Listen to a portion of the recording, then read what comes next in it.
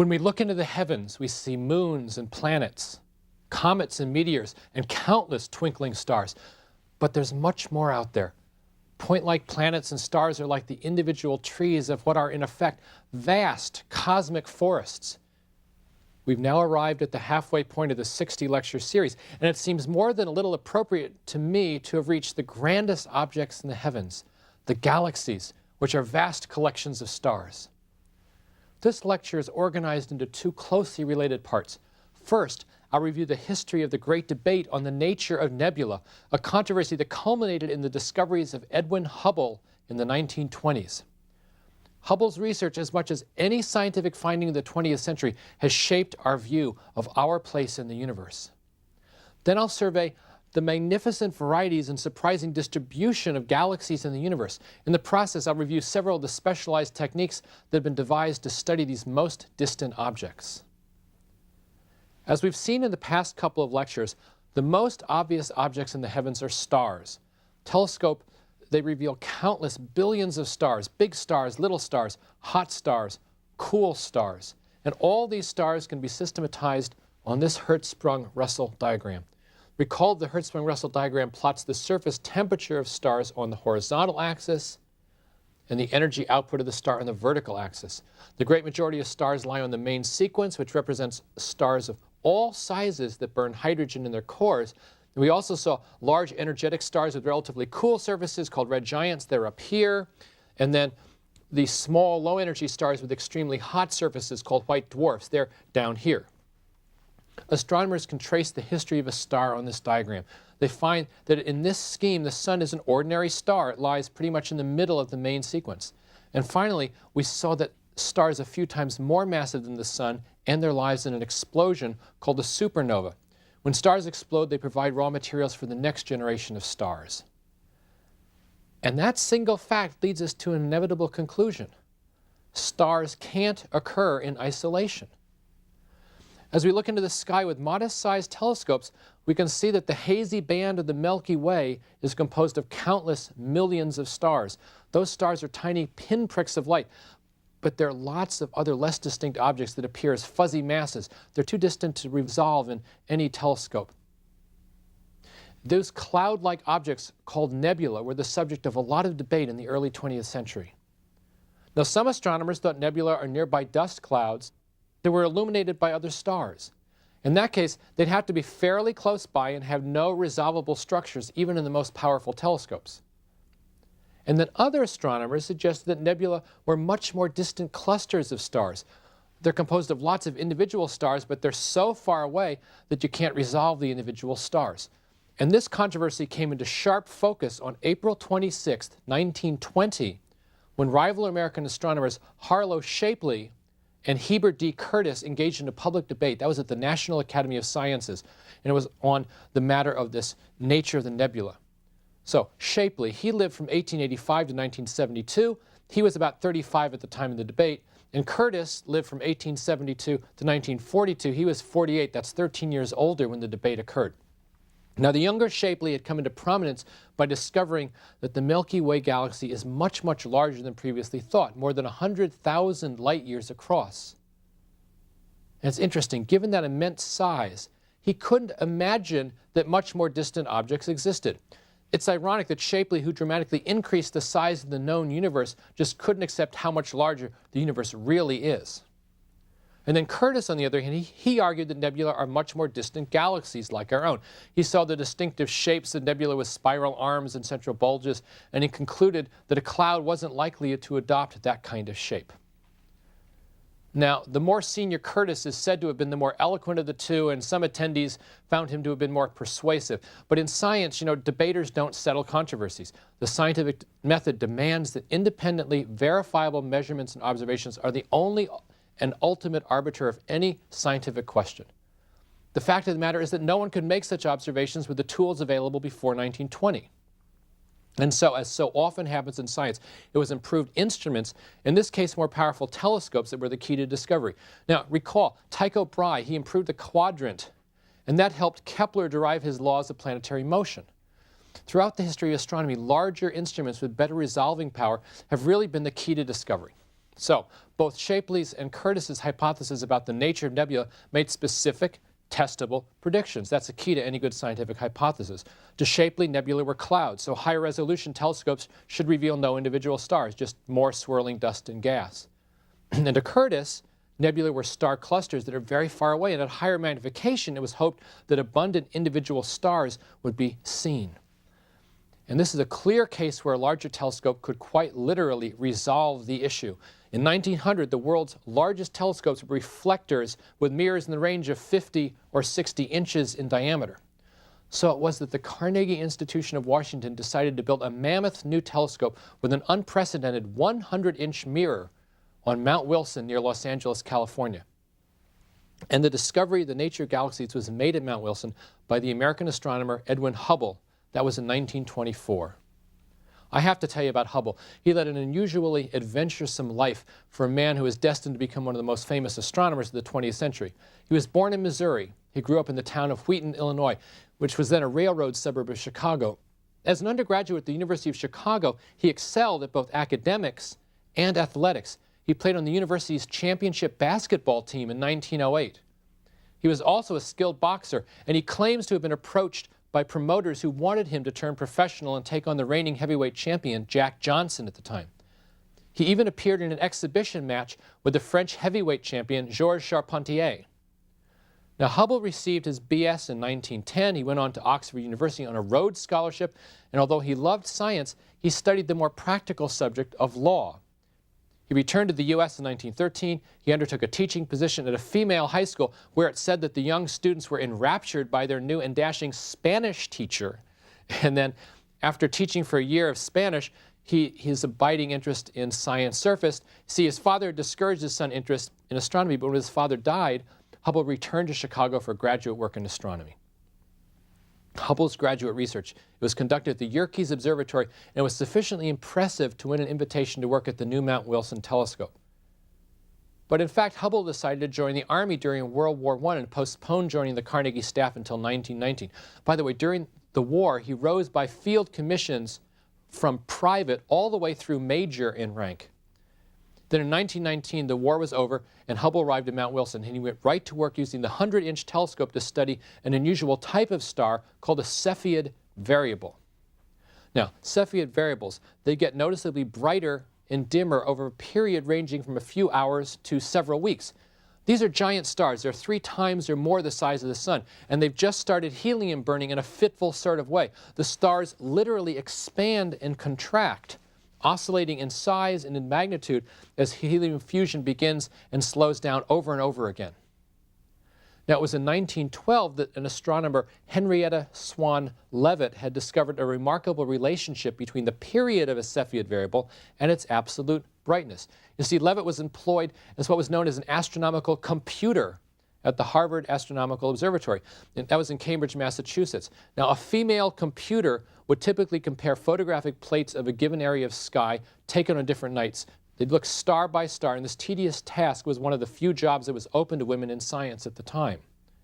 So Leavitt analyzed photographic plates of what's known as the Large Magellanic Cloud. That's a collection of stars in the southern sky, all of which are at a similar distance. So in this object, brightness is a direct measure of energy. And she found numerous Cepheid variable stars, and she discovered that brighter variable stars have a longer period of this cycling. So here's the trick. Since the absolute brightness of these stars is directly related to the length of the cycle, you can look for this kind of variable star in other objects and estimate their distance just by measuring the period of days or weeks of the apparent brightening and dimming.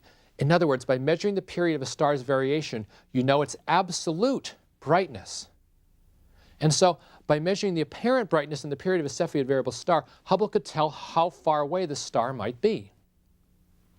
Well, when Hubble came to Mount Wilson, the use of Cepheid variable stars as the standard candles was in full swing.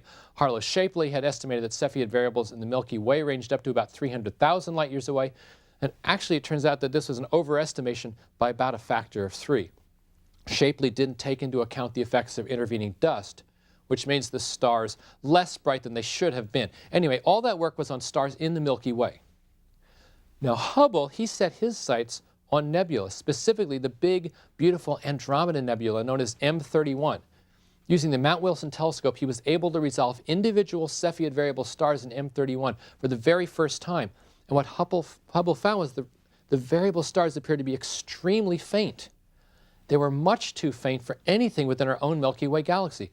Andromeda is indeed a vast collection of stars, but those stars lie beyond our immediate neighborhood in the cosmos. Hubble estimated that M31 is more than 500,000 light years away, far beyond the Milky Way. And what's especially remarkable, M31 appears to be one of the very closest galaxies. So Hubble had demonstrated that nebula are in fact vast, gravitationally bound collections of tens or hundreds of billions of stars, and we call these objects galaxies. Now, following Hubble's discovery that nebula are collections of stars outside our galaxy, many astronomers, including Hubble himself, began an intensive search for galaxies. That's a search that continues today. And I want to review some of the variety of galaxies that have been observed in powerful telescopes. This Hubble Atlas of the Galaxies, it's published by the Carnegie Institution of Washington. It catalogs thousands of galaxies. Not many people have heard of this atlas, but it's one of the world's great books. This is the first edition.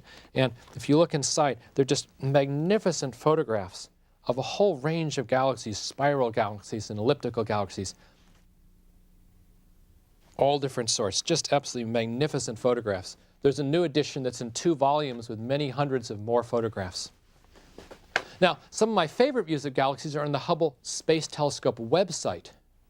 While the nebula come in many different sizes and shapes, Edwin Hubble and other astronomers, they noticed that there were certain basic types of galaxies. You can group galaxies into a few major categories.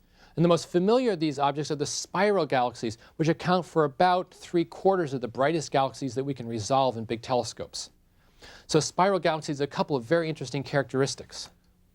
Looking straight down on this magnificent whirlpool galaxy, you can see the distinctive spiral arms curving out from the dense central region. Each of these arms is a collection of many billions of stars that are interacting by gravitational forces. The stars are all orbiting the massive central bulge. By the way, a typical spiral galaxy like this one is more than 100,000 light years across. That's 10 billion kilometers. Now, from the side of this striking sombrero galaxy, you see another feature of spiral galaxies. They always have a dramatic central bulge which concentrates most of the spiral galaxy's mass. That's in the form of as many as several hundred billion stars. Many astronomers also suspect that lurking at the very center of many, if not most, spiral galaxies is a supermassive black hole. That represents the mass of many millions of stars in some cases.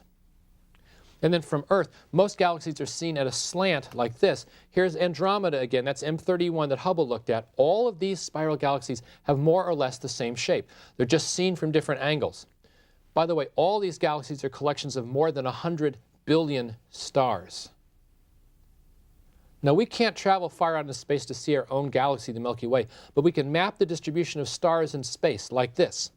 Astronomers measure the distance and direction to lots of stars, they feed the numbers into computers, and out comes a map. And it turns out that the Milky Way is also a spiral galaxy. Here's one such map of our home galaxy. Our solar system is located about here in one of the arms of the galaxy, about halfway out from the center. The Milky Way, that's the bright band of stars that you see on a dark, clear night. That's our view of the galactic plane. It turns out that there's a lot of dust and gas in this plane, so we can't actually see into the central region, at least not in visible wavelengths. But microwaves, they give us a better view. Look at this. The orbiting Cosmic Background Explorer, COBE, which measures microwave radiation, it took the first clear photograph of our galaxy. Now, microwaves aren't absorbed by dust, so the galactic center shines brightly at microwave wavelengths. This is a truly amazing picture.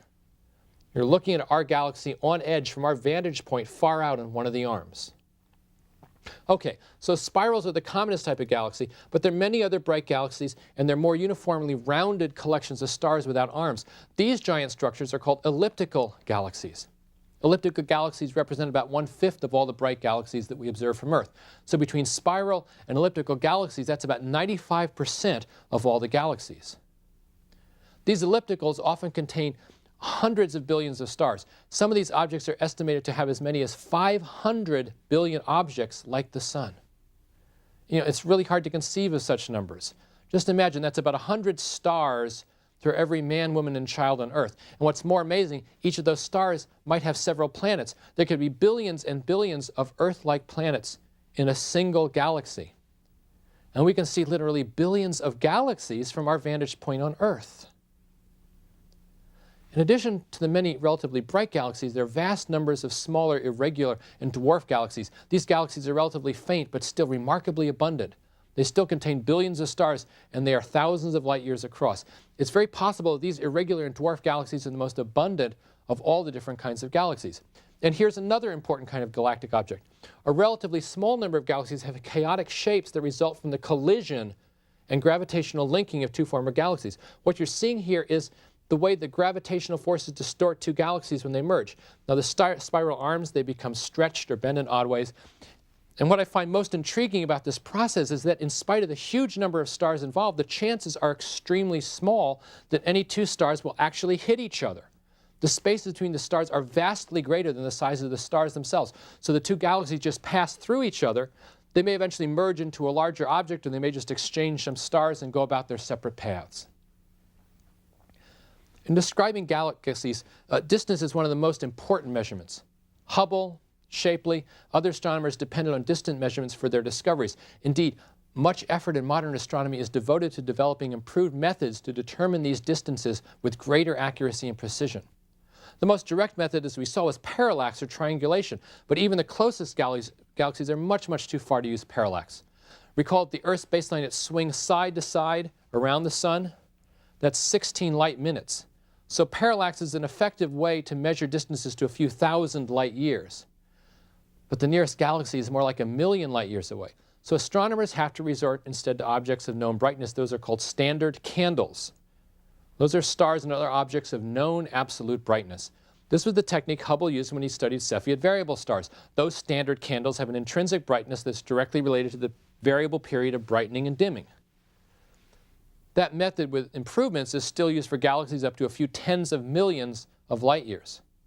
Up to those distances, it's still possible to resolve individual stars. High-resolution images from the Hubble Space Telescope are pushing this technique to its limits. It's actually quite a feat to pick out an individual star from so far away. There are other distinctive kinds of bright stars which might serve as standard candles, including the very brightest red giants and the brightest main sequence stars, called supergiant stars. If you make the assumption that stars have a maximum size, then these brightest stars also provide a kind of standard candle. That's a big assumption, but you can sort of test it against other standard candles to see if everything is internally consistent. And there's another standard candle. It's a special kind of exploding star called a Type I supernova. These supernovae provide a much brighter standard candle for galaxies up to several 100,000,000 light years away. And here's how it works. See, most stars come in pairs called binaries. These stars orbit each other. They just sort of do this dance swinging around each other. Well, when one star in a binary is much larger than the other star, it may start to cannibalize the smaller star, gradually sucking in vast quantities of hydrogen. So one star gets bigger while the other one gets smaller. And if such a large binary star is near the end of its life, it will add mass until it reaches the minimum critical mass for a supernova. That's the mass that allows nuclear fusion to proceed all the way to iron-56. And that's when fusion reactions go way beyond hydrogen to helium, carbon, oxygen, magnesium, and so forth. When the star reaches iron-56, the fusion reactions just stop, gravity wins out, you get stellar collapse followed by the mighty rebound of a supernova. That ensuing supernova explosion will be of a fixed brightness because the amount of mass involved is more or less standardized. For a brief period of time, the supernova is going to produce some 50 million times the sun's energy output. That's bright enough to be seen from Earth across much of the visible universe. Here's a curious fact. A star may burn for 1 billion years before such a supernova occurs.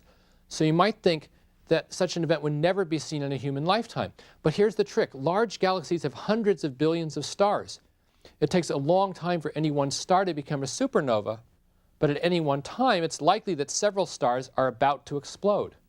So from our distant position, we can monitor huge numbers of stars at once, so it's not uncommon to see such events in distant galaxies. In fact, it would be surprising if we didn't see frequent Type I supernovas. So as a result, astronomers monitor many galaxies and they measure the intensity of numerous supernova events to improve their cosmic distance scales. Okay, so how might we measure distances even greater than the hundreds of millions of light years revealed by Type I supernovas? One way is to look at distant clusters of hundreds or thousands of galaxies, and a base distance is then based on the size and brightness of the brightest galaxies the brightest entire galaxies in these clusters. This procedure is fraught with all sorts of difficulties. It requires lots of assumptions about the uniformity of galaxies across the entire visible universe. I mean, how can we be sure that the largest galaxies billions of light years away are similar to our nearest galactic neighbors? But if we make these assumptions, then we have the possibility to measure distances to the very edge of the visible universe. And using this kind of technique, astronomers have found galaxies that appear to be many billions of light years away. But there's an important caveat. We have no easy way of knowing how much intervening dust there is. Even if there's not a lot of dust, then if there's not a lot of dust, we get a true reading of distance based on the objects observed and their apparent brightness, and its assumed actual brightness. But if there's dust in the way, then the object's going to seem to be much too faint. It's going to seem to be farther away than it actually is. As I mentioned before, infrared and microwave radiation is not so strongly absorbed by dust as visible light. That means that the ratio of the intensities of different wavelengths of electromagnetic radiation might help to calibrate the quantity of dust that's present. Now, just to remind you, astronomers go to all this effort because they want to know the distance to galaxies. And armed with that information, they can get a handle on the size of the universe, the shape of the universe, the history of the universe, and so forth. Now we come back to Edwin Hubble. In the 1920s, he discovered that galaxies were actually distant collections of stars, and he helped to develop a classification of galaxies. But his greatest discovery was yet to come. Hubble's studies led to the first clear observational evidence for the origin of the universe itself. Let me tell you about Hubble's great discovery. We've seen how Hubble used Cepheid variables to measure the distance to several nearby galaxies. Hubble and other astronomers also measured the relative velocity for these galaxies by what's known as their red shifts. See, the redshift is a change in the wavelength of light arriving from an object as a result of its relative velocity away from us. Here's how this works. Remember that the spectrum of light from a star includes a continuous range of wavelengths. That's from the glowing hot surface. So if you look at starlight, it contains all the colors of the rainbow as well as other wavelengths in the infrared and ultraviolet and so forth. And then superimposed on that continuous spectrum are lots of dark absorption lines. Those dark lines result from the absorption of specific wavelengths of light by elements in the star's atmosphere. That's just a consequence of Bohr's atom. Electrons absorb photons of specific wavelengths, and they jump up to excited states. And astronomers know the exact wavelength of these characteristic lines. But it turns out that if a star is moving toward us or away from us, then those wavelengths are shifted either to the red or to the blue part of the spectrum. Here's an illustration of a familiar example of this effect. This Doppler effect is most noticeable with a changing pitch of sound coming from a fast-moving object. You know what I mean. An ambulance gives out a wailing sound, a characteristic sign. You're riding in the ambulance, the sound always appears the same. You know, da-da-da-da-da-da-da-da-da. It's at the same pitch and intensity. But it's different if you're on the ground. The approaching ambulance sounds more urgent. It goes da-da-da-da-da-da-da-da-da-da-da-da-da-da-da as it goes away. Higher pitch than a lower pitch, depending whether it's approaching or receding. Same thing is true with race cars. High pitch to low pitch as it's approaching and receding. Sound waves are being piled up or stretched out by the velocity of the object. Well, light behaves the same way. Look at this. Now the speed of the light is constant in all reference frames, 186,000 miles per second. But if an object is moving toward you, then all the wavelengths are crowded together and the light will appear a bit bluer, a blue shift. If the object is moving away from you, then the wavelengths are spread out and the light will appear redder. That's the red shift. Now, astronomers calibrate the redshift of stars by shifts in their characteristic absorption or emission lines of chemical elements in a star's photosphere.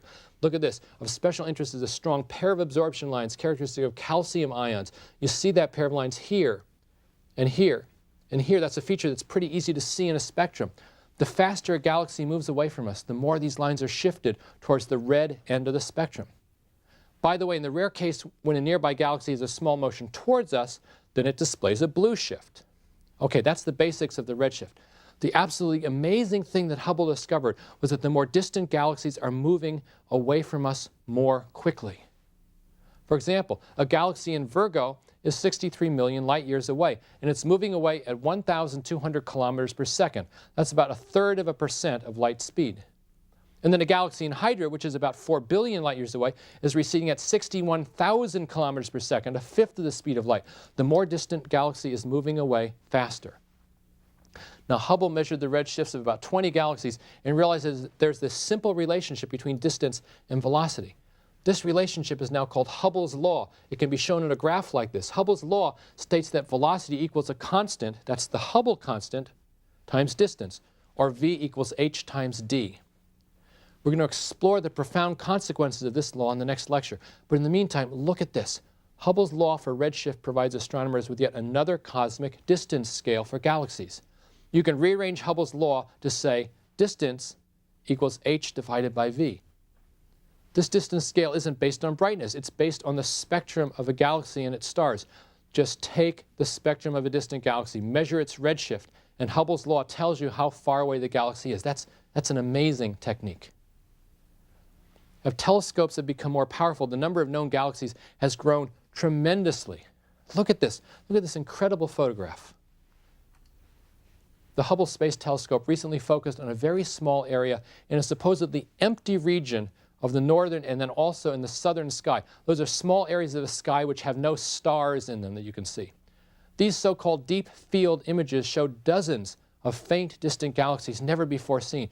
Every object in this photograph is a distant galaxy. Redshift data indicate that some of these galaxies are many billions of light years away. In other words, we're seeing these galaxies as they appeared before the sun and planets of the solar system were formed. Astronomers now estimate that there may be as many as 100 billion galaxies, each of them with tens to hundreds of billions of stars, each of those with the prospects of multiple planets. Given that scale, it's no wonder that many scientists are open to the possibility that we're not alone in the universe.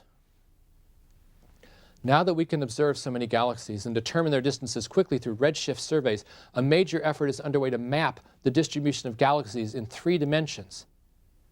This effort's difficult because we see the universe in 2D, 2 dimensions of the flat black surface. The sky appears flat, but it's relatively straightforward, though tedious, to take spectra of galaxies one by one.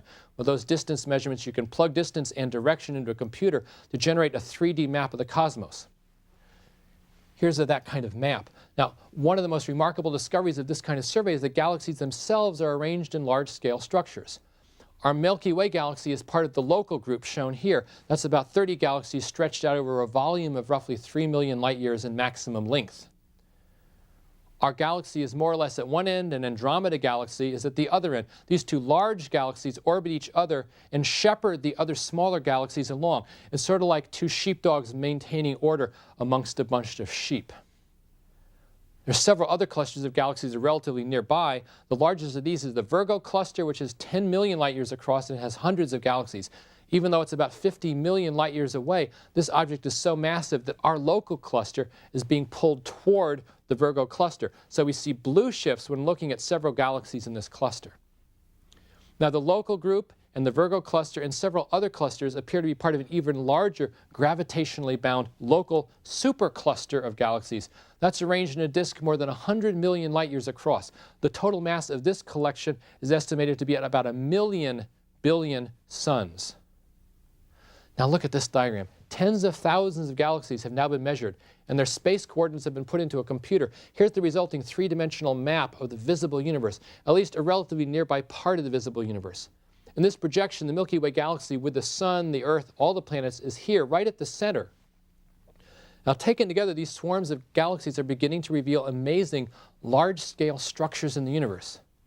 So not only do galaxies come in clusters and superclusters, but we also see incredible arrays of galaxies in bands and in sheets and in spread out curved surfaces. What to me are even more astonishing are truly immense gaps in this map. Between superclusters are vast regions called voids with relatively few galaxies. In a sense, these empty regions of deep space are the largest structures, if you will, in the universe. Some astronomers have described the distribution of galaxies something like soap bubbles with interconnected sheets that define the open bubble-like structures. This large structure of the universe raises some really big questions.